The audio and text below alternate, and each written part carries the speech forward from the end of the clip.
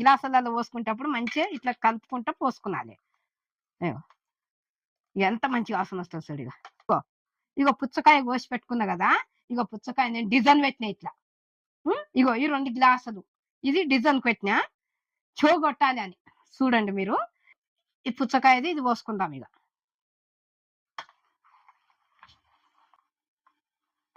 ఇగో ఇక్కడ చూడు.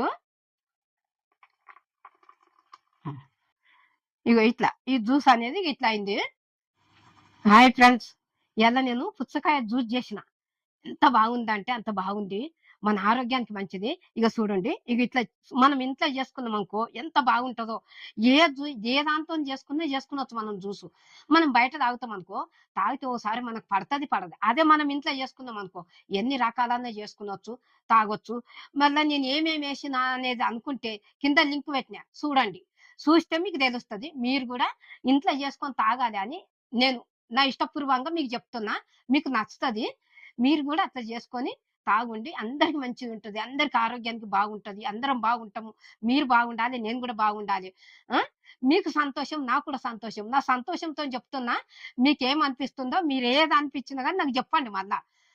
మీరు కూడా ఆ రకంగా చేసుకొని తాగండి నేను చెప్తున్నా.